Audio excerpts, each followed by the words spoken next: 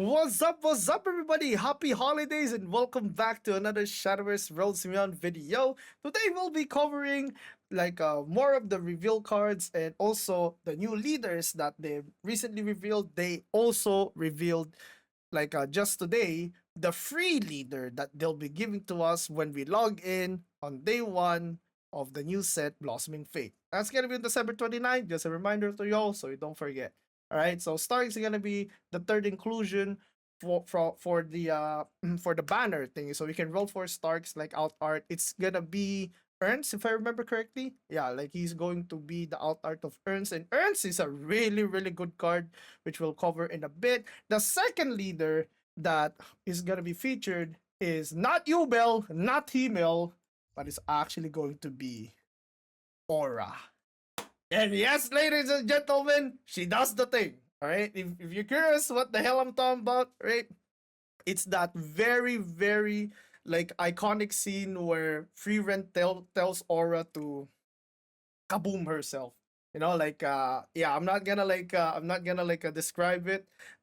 You should go watch the anime. It's really good. It's really nice. I'm a big fan of that franchise, and I'm a big fan of this move as well because I never see Aura in any collab, and you can see over here they even paid homage to like that scene where you know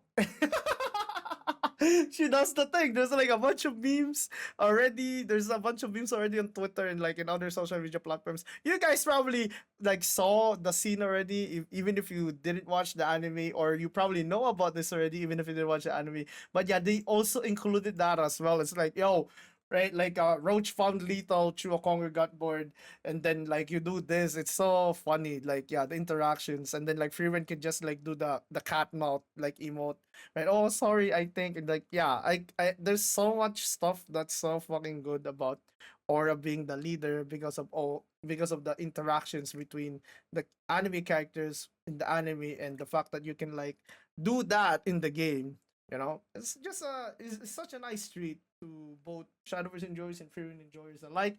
I'm just praying that this doesn't cost my entire bank account because holy, yeah, at least Aura's free, right? If I remember correctly, you need like 1,800 card pack points in order to guarantee every single cosmetic, and that's a lot. That's a lot. I don't have that much money, but yeah, I'm happy that they're giving us a chance to roll for it. Whether or not I'll get them all, or like a lot of you guys will get them all, is probably gonna depend on their rates. Hopefully, they do like inflated late rates, right? Like what they did to the Spy Family collab in Shadowverse 1. If you know, you know, right? They tripled the rates or something. So a lot of people got like the leaders and the cosmetics for that collab. So yeah, hopefully they do that as well, especially if they're gonna make this limited. Like please, dude. Like yeah, if there's gonna make this limited, I think everybody should be able to get at least one or two leaders from this collab because yeah, this doesn't happen often. Right, so yeah, enough fanboying over the free rent collab. Let's take a look at the new cards that were revealed. Alright, so the first card that we'll be showing today will be Imperator of Elements. He's a 7 play point 4 gold Runecraft follower. The fanfare reads, summon 2 copies of Guardian Golem. If you guys don't know what the Guardian Golem is, you probably haven't seen Norman in your life, so yeah. It's the same golems, but without barrier. Alright? He summons 2 Guardian Golems, and whenever an allied Golem follower enters the field, you use 1 Earthright Sigil to evolve it. And this is insane because this is literally like my rel with barrier. I mean, like with ward, yeah? So like my rel, okay, really good card. You play her, you get 2 free evolves without using an evolve point. And since it's evolved, it has rush, so you can trade into it. This is literally the exact same thing, but it's a turn 7 version of it, and it has ward. It's the same amount of Earthright Sigils to do what my rel does, but having the ward makes it so that it kind of like fixes one problem that the Earthright deck has, and it's the fact that it doesn't have a lot of options for warding, right? If you want to ward, like you'd have to use Norman, right? But like there's nothing else besides Norman to do that. This card, while it does take up your entire turn, I think is great. it's so great. I'm like, I'm just surprised that they got Dirt is already a tier one deck, and they're getting support on top of that. All right. I don't think they need this card to be relevant in the meta, but them having this card on top of what they already have, I've always wondered, like Norman is their strongest play on turn 6. Their turn 7 is kind of whatever, right? Typically, it's the turn that they super evolve Penelope and then play Myrel. Instead of doing that, they could just do this now. The one issue with playing this card, though, is mostly the fact that if you do play Myrel and you also play Norman on curve and you play this on curve as well, you don't have enough dirt to support that, right? That's like the one weakness of it. But like I said, having more options just makes the deck a lot better. And another thing is this is not only giving like Earthright more warding options, it's also gonna give them more evolving. So Sandalphon will be more consistent, Kag will be more consistent. SBA just got buffed.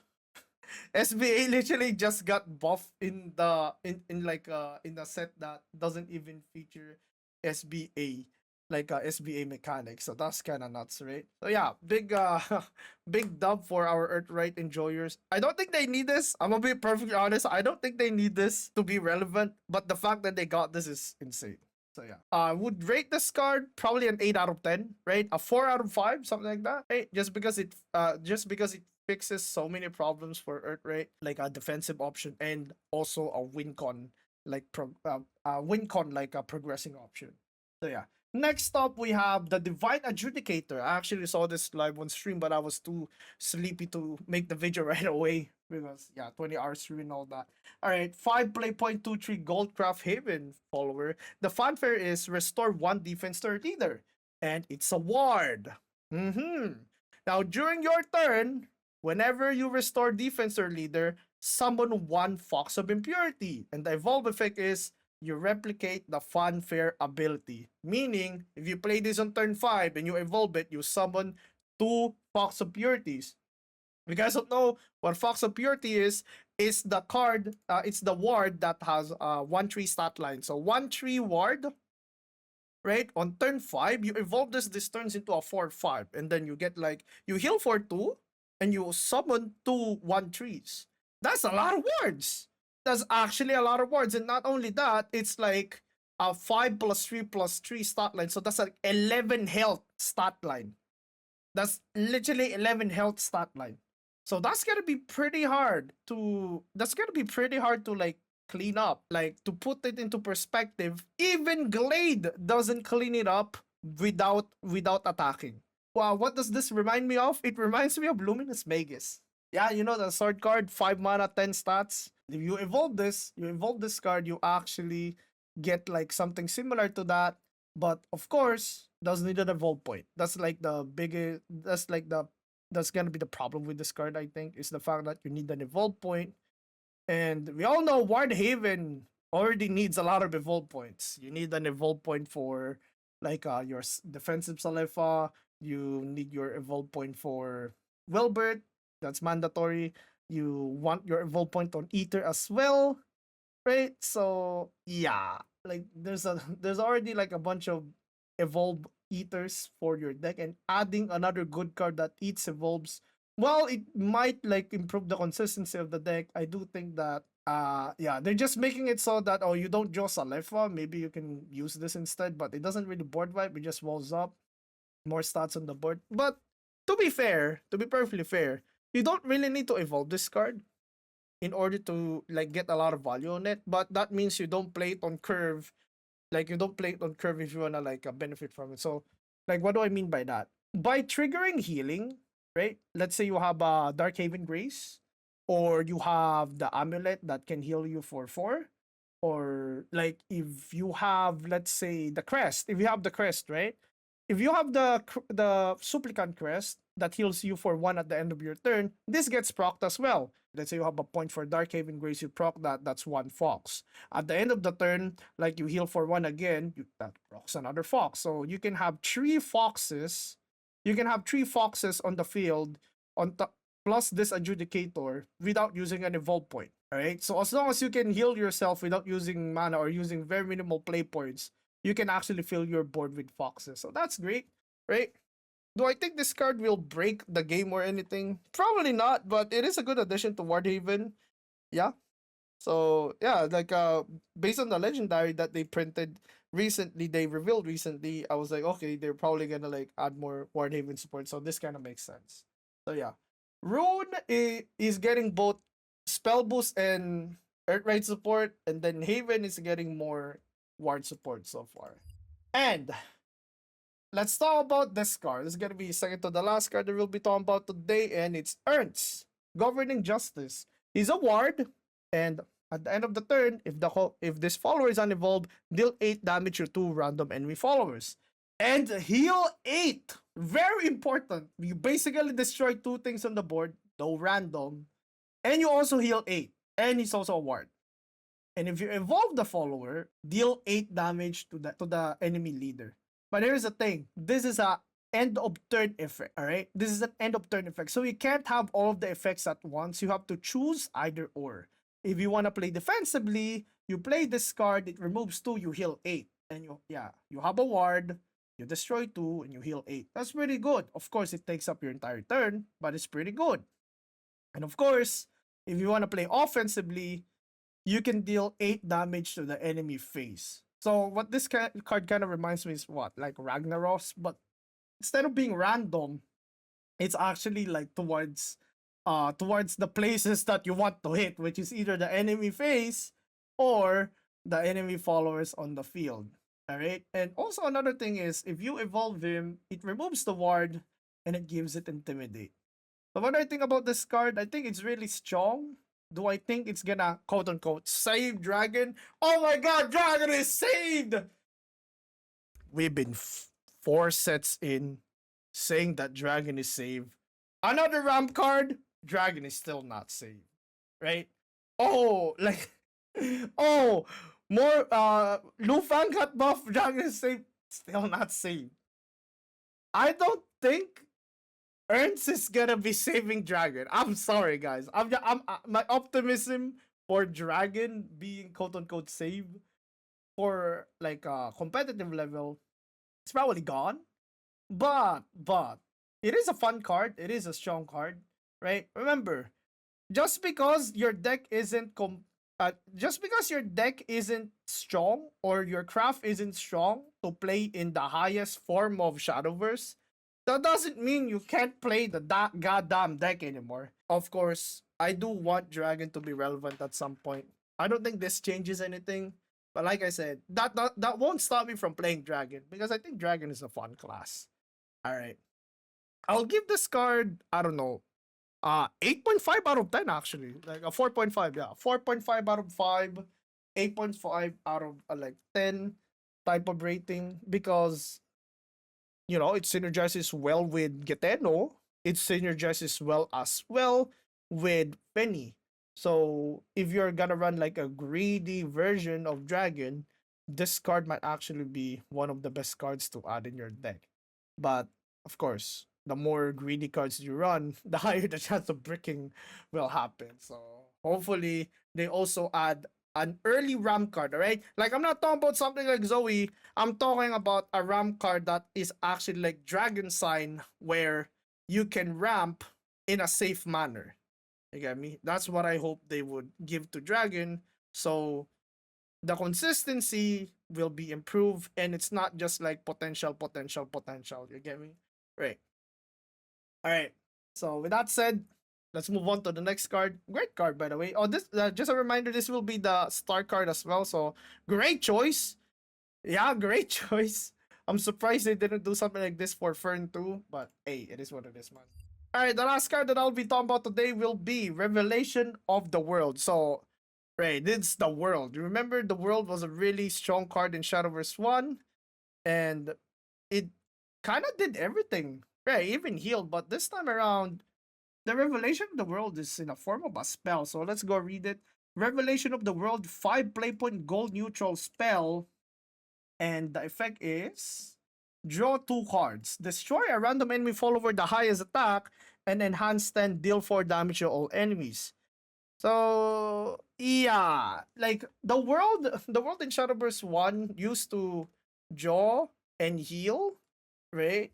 And also deal damage, like also has a form of damage literally at the entire field, including your own face. It was a much more exciting card in Shadowverse 1. This card, however, is so tame. It's literally just a higher cost Divine Thunder that draws you two cards. Now, I asked the chat yesterday actually. I was like, yo, do you guys think this is good? And some people think that yeah, it's good. And then I asked them, yo, if it's good, what deck does it get put on? What deck do you put it on? Let's say right now, what deck do you put it on? And not a lot of people actually came with an answer. At least I think like there was only a few people saying something along the lines of, "Oh wait, maybe you use it in Puppet." And I'm like, "Okay, you use this in Puppet, but what if they have a wide board?" You get me? Like, this doesn't really solve a wide board.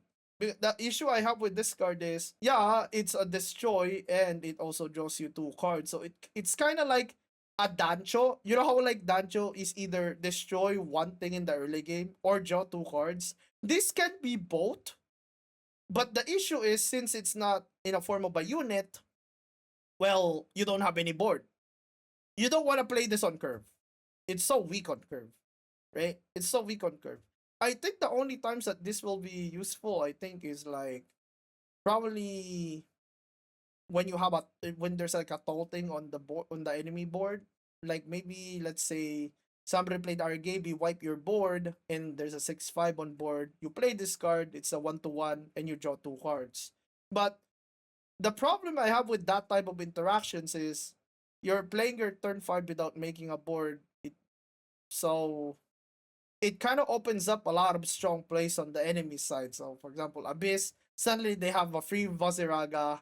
Suddenly they have like a free zombie, right? Sword gets to play Luminous Magus for free. Yeah, Forest gets to play Sincha for free. I mean, if it's Tempo, right? Or they like basically it doesn't feel really good for me to have your turn 5 play not have something on the board. So I'm kind of torn with this game, like with this card, and the enhanced 10 effect is not really something that's gonna be game winning unless somebody's literally 4 HP. Because yeah, like this actually hits face. In case you guys don't know, this hits face, similar to the what you call it, the Chaos Legion card from last set. So yeah, I'll give this probably I don't know a 2.5 out of 5, a 5 out of 10. Yeah, it's literally just a higher cost Divine Thunder but withdraw. Something like that. It's kind of like I don't think this is gonna be bad, but like I said, it's not Dancho. It doesn't have the flexibility of Dancho, nor the mana cost of Dancho, but it does have kind of like the effects of Dancho on curve without the unit. So yeah, let's see how good this card will be. Right? My guess is it's going to be included as a one of or probably two of 1 to 2 max. I don't think you're ever gonna run three of this, but if you do, I mean, it's probably gonna be very specific to what the meta has shaped into. But right now, as it stands, not the best card in the world. All right, that's gonna be it for the card reveals. Let me know in the comments down below what you guys think about the new cards, what you guys think about the leaders. Please let me know in the comments down below, and hope you guys have a nice like a holiday week, right? Advance Happy New Year to everybody. And later, by the way, I will be streaming the WGP. If you guys don't know, that's happening later as I upload this video. It's gonna be happening around like a 10 JST, 10 a.m. JST, which is gonna be around 9 a.m. my time in the morning, GMT plus 8. All right. So it's convenient for Asians because it's in the morning, but for for NAEU, it's probably gonna be pretty late for you guys. So yeah, if you guys wanna watch that, like I'll be doing a watch party later on my stream, twitch.tv/elnerotv, or just go watch through the YouTube live stream. You can, yeah, the VOD is also gonna be available over here if you guys wanna watch that. So yeah, hope you guys have a nice day, and I'll see you in the next one. Bye.